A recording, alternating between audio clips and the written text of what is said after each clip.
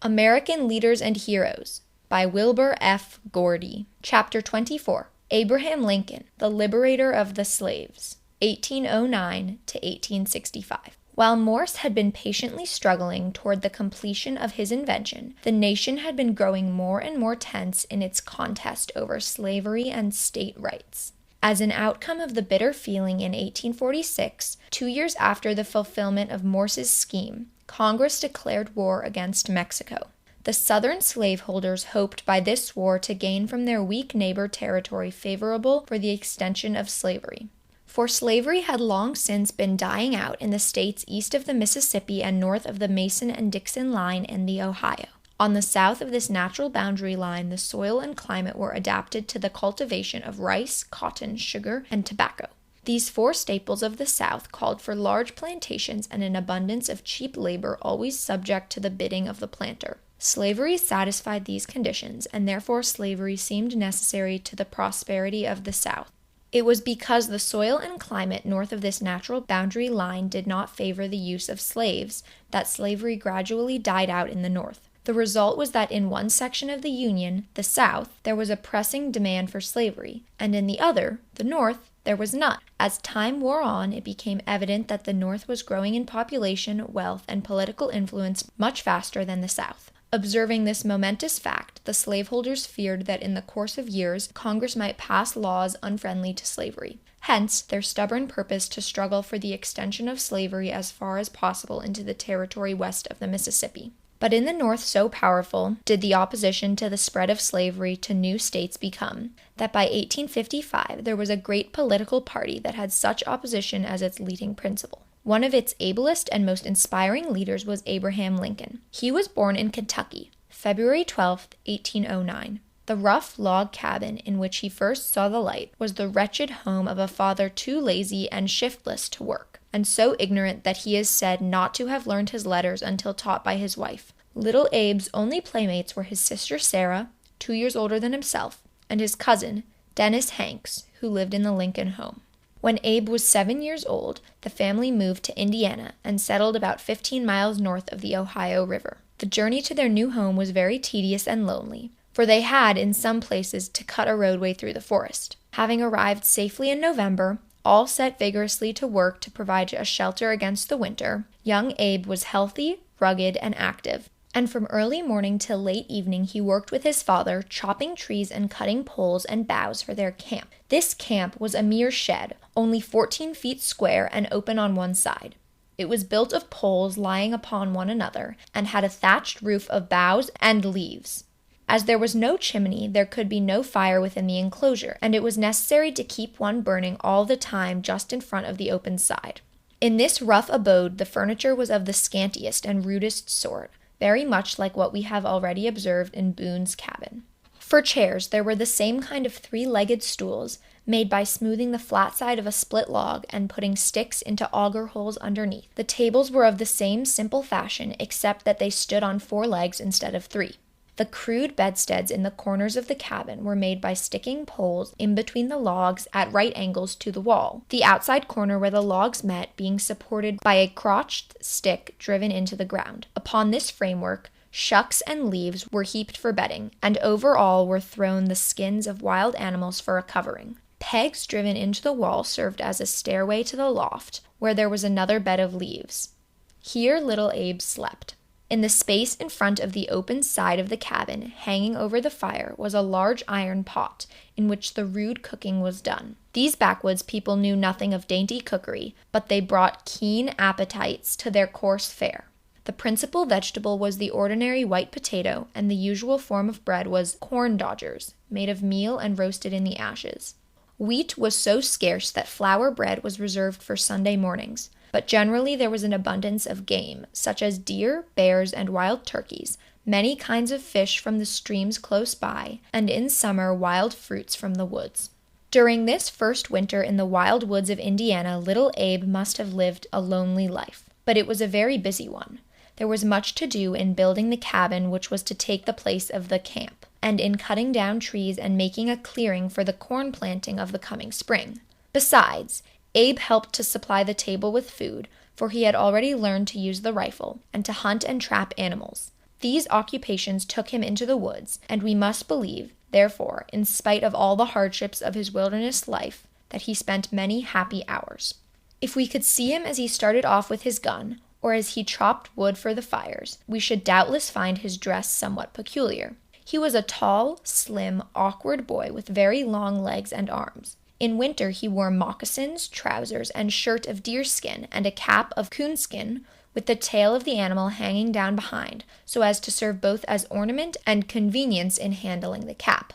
On a cold winter day, such a furry costume might look very comfortable if close-fitting, but we are told that Abe's deerskin trousers, after getting wet, shrunk so much that they became several inches too short for his long, lean legs.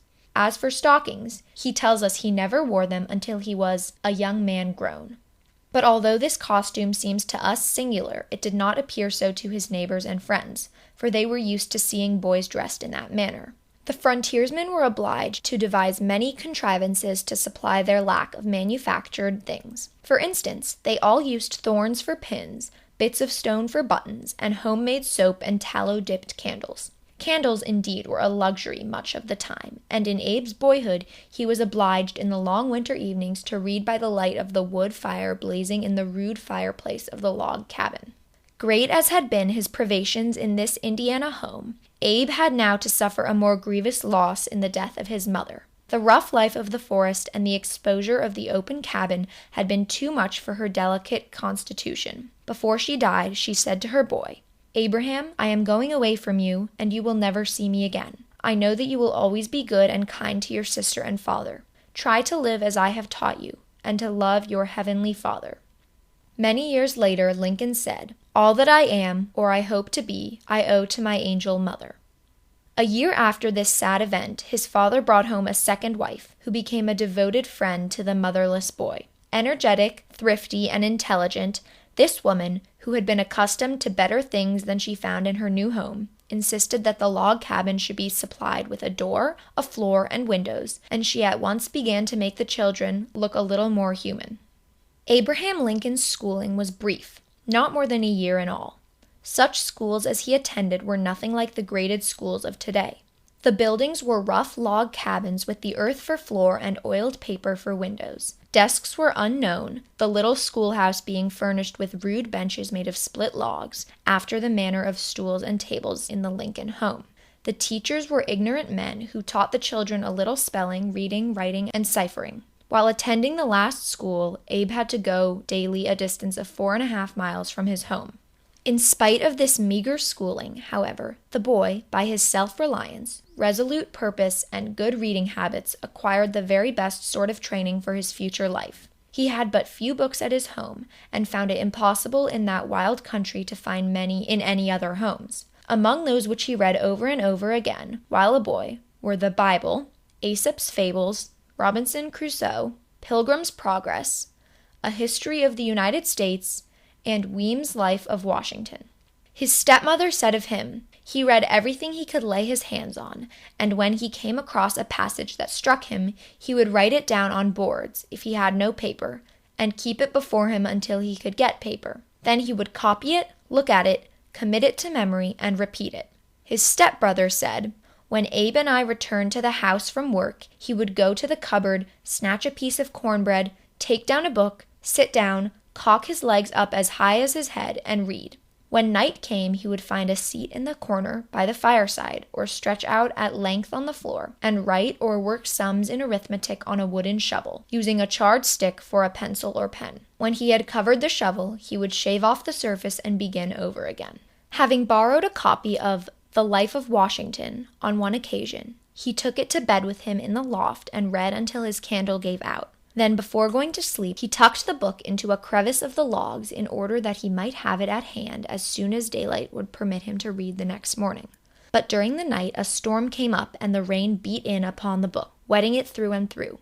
With a heavy heart, Lincoln took it back to its owner, who told him that it should be his if he would work 3 days to pay for it. Eagerly agreeing to do this, the boy carried his new possession home in triumph. This book had a marked influence over his future. Until he was 20, his father hired him out to all sorts of work, at which he sometimes earned $6 a month and sometimes 31 cents a day. Just before he came of age, his family, with all their possessions packed into a cart drawn by 4 oxen, moved again toward the west. For 2 weeks, they traveled across the country into Illinois and finally made a new home on the banks of the Sangamon River, a stream flowing into the Ohio. The tiresome journey was made in the month of March along muddy roads and over swollen streams, young Lincoln driving the oxen. On reaching the end of the journey, Abraham helped his father to build a hut and to clear and fence 10 acres of land for planting. Shortly after this work was done, he bargained with a neighbor, Mrs. Nancy Miller, to split 400 rails for every yard of brown jeans needed to make him a pair of trousers. As Lincoln was tall, 3 1/2 yards were needed, and he had to split 1,400 fence rails, a large amount of work for a pair of trousers. From time to time, he had watched the boats carrying freight up and down the river and had wondered where the vessels were going. Eager to know by experience the life of which he had dreamed, he determined to become a boatman. He was hungry for knowledge, and with the same earnestness and energy with which he had absorbed the great thoughts of his books, he now applied himself to learn the commerce of the river and the life along its banks. When an opportunity presented, he found employment on a flat boat that carried corn, hogs, hay, and other farm produce down to New Orleans. On one of his trips, he chanced to attend a slave auction. Looking on while one slave after another was knocked down to the highest bidder, his indignation grew until at length he cried out, "Boys, let's get away from this. If I ever get a chance to hit that thing," meaning slavery, "I'll hit it hard." Little did he think then what a blow he would strike some 30 years later. Tiring at length of his long journeys to New Orleans, he became clerk in a village store at New Salem. Many stories are told of Lincoln's honesty as displayed in his dealings with the people in this village store. It is said that on one occasion a woman in making change overpaid him the trifling sum of 6 cents. When Lincoln found out this mistake, he walked 3 miles and back that night to give the woman her money. He was now 6 feet 4 inches tall, a giant in strength, and a skillful wrestler.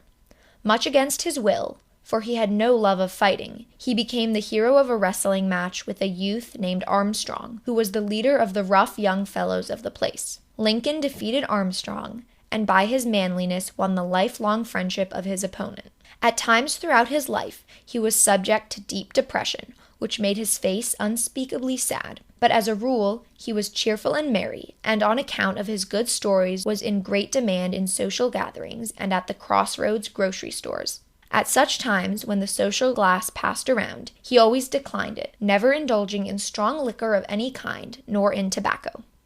Lincoln was as kind as he was good-natured. His stepmother said of him, "I can say what scarcely one mother in 1,000 can say. He never gave me a cross word or look, and never refused in fact or appearance to do anything I asked him." He was tender-hearted, too, as the following incident shows. Riding along the road one day with a company of men, Lincoln was missed by his companions. One of them, going to look for him, found that Lincoln had stopped to replace 2 young birds that had been blown out of their nest. He could not ride on in any peace of mind until he had restored these little ones to their home in the tree branches. In less than a year, the closing of the village store in which Lincoln was clerk left him without employment. He therefore enlisted as a volunteer for the Black Hawk War, which had broken out about this time, and went as captain of his company. On returning from this expedition, he opened a grocery store as part owner, but in this undertaking he soon failed. Perhaps the reason for his failure was that his interest was centered in other things, for about this time he began to study law. For a while after closing his store, he served the government as postmaster in New Salem, where the mail was so scanty that he could carry it in his hat and distribute it to the owners as he happened to meet them. He next tried surveying, his surveyor's chain, according to report, being a trailing grapevine. Throughout all these years, Lincoln was apparently drifting almost aimlessly from one occupation to another. But whatever he was doing, his interest in public affairs and his popularity were steadily increasing. In 1834, he sought and secured an election to the state legislature. It is said that he tramped a distance of 100 miles with a pack on his back when he went to the state capitol to enter upon his duties as lawmaker. About 4 years after beginning to study law, he was admitted to the bar and established himself at Springfield, Illinois. From an early age, he had been fond of making stump speeches, and now he turned what had been a pleasant diversion to practical advantage in the progress of his political life. In due time, he was elected to Congress, where his interest in various public questions, especially that of slavery, became much quickened. On this question, his clear head and warm heart united in forming strong convictions that had great weight with the people. He continued to grow in political favor, and in 1858 received the nomination of the Republican Party for the United States Senate. Stephen A. Douglas was the Democratic nominee. Douglas was known as the Little Giant on account of his short stature and great power as an orator. The debates between the political rivals challenged the admiration of the whole country. Lincoln argued with great power against the spread of slavery into the new states. Although unsuccessful in securing a seat in the Senate, he won a recognition from his countrymen that led to his election as president 2 years later. In 1860, the Republican National Convention, which met at Chicago, nominated Honest Old Abe, the rail splitter, as its candidate for president and elected him in the same autumn. The burning political question before the people at this time, as for many years before, related to the extension of slavery into the territories. The South was eager to have more states come into the Union as slave states, while the North wished that slavery should be confined to the states where it already existed. Before the purchase of the Louisiana Territory in 1803, Mason and Dixon Line and the Ohio River formed the dividing line between the free states on the north and the slave states on the south. But after that purchase, there was a prolonged struggle to determine whether the new territory should be slave or free. It was thought that the Missouri Compromise of 1820 would forever settle the trouble, but such was not the case. It broke out again, as bitter as ever, about the Mexican Cession, which became ours as a result of the Mexican War. Again, it was hoped that the Compromise of 1850 would bring an end to the struggle. But even after this second compromise, the agitation over slavery continued to become more and more bitter until Mr. Lincoln's election, when some of the southern states threatened to secede, that is, withdraw from the Union. These states claimed the right to decide for themselves whether or not they should remain in the Union. On the other hand, the North declared that no state could secede from the Union without the consent of the other states. Before Lincoln was inaugurated, 7 of the southern states had seceded. The excitement was everywhere intense. Many people felt that a man of larger experience than Lincoln should now be at the head of the government. They doubted the ability of this plain man of the people, this awkward backwoodsman, to lead the destinies of the nation in these hours when delicate and intricate diplomacy was needed. But, little as they knew it, he was well fitted for the work that lay before him. While on his way to Washington for inauguration, his friends learned of a plot to assassinate him when he should pass through Baltimore. To save him from violence, therefore, they prevailed upon him to change his route and make the last part of his journey in secret. In a few weeks, the Civil War had begun. We cannot here pause for full accounts of all Lincoln's trials and difficulties during this fearful struggle that began in 1861 and ended in 1865. His burdens were almost overwhelming, but, like Washington, he believed that right makes might and must prevail. When he became president, he declared that the Constitution gave him no power to interfere with slavery in the states where it existed. But as the war continued, he became certain that the slaves, by remaining on the plantations and producing food for the Southern soldiers, were a great aid to the Southern cause, and thus threatened the Union. He therefore determined, as commander-in-chief of the Union armies, to set the slaves free in all territory whose people were fighting against the Union. He took this step as a military necessity. The famous state paper, in which Lincoln declared that the slaves were free in all the territory of the seceded states whose people were waging war against the Union, was called the Emancipation Proclamation. This he issued on January 1st, 1863, and thus made good his word. If I ever get a chance to strike that thing, meaning slavery, I'll strike it hard. On April 9th, 1865, General Lee surrendered his army to General Grant at Appomattox Courthouse. By this act, the war came to a close. Great was the rejoicing everywhere, but suddenly the universal joy was changed into universal sorrow. 5 days after Lee's surrender, Lincoln went with his wife and some friends to see a play at Ford's Theater in Washington. In the midst of the play, a half-crazed actor who was familiar with the theater entered the president's box, shot him in the back of the head, jumped to the stage, and, shouting, "Sic semper tyrannis," so be it always to tyrants, rushed through the wing to the street. There, he mounted a horse in waiting for him and escaped, but was promptly hunted down and killed in a barn where he lay in hiding. The martyr president lingered some hours, tenderly watched by his family and a few friends. When, on the following morning, he breathed his last, Secretary Stanton said with truth, "Now he belongs to the ages." A noble life had passed from the field of action, and the people deeply mourned the loss of him who had wisely and bravely led them through 4 years of heavy trial and anxiety. Wise and brave as the leadership of Abraham Lincoln was, however, the drain of the Civil War upon the nation's strength was well nigh overwhelming. Nearly 600,000 men lost their lives in this murderous struggle, and the loss in wealth was not far short of $8 billion. But the war was not without its good results also. One of these, embodied later in the 13th Amendment to the Constitution, set free forever all the slaves in the Union, and another swept away for all time the evils of state rights, nullification, and secession. Webster's idea that the Union was supreme over the states had now become a fact, which could never again be a subject of dispute. The Union was one and inseparable. The immortal words that Lincoln uttered as part of his second inaugural are worthy of notice, for in their sympathy, tenderness, and beautiful simplicity, they reveal the heart of him who spoke them. This inaugural address was delivered in Washington on March 4, 1865, only about 6 weeks before Lincoln's assassination. It closed with these words, "With malice toward none, with charity for all, with firmness in the right, as God gives us to see the right, let us strive on to finish the work we are in, to bind up the nation's wounds, to care for him who shall have borne the battle, and for his widow and his orphan, to do all which may achieve and cherish a just and lasting peace among ourselves and with all nations." End of chapter 24.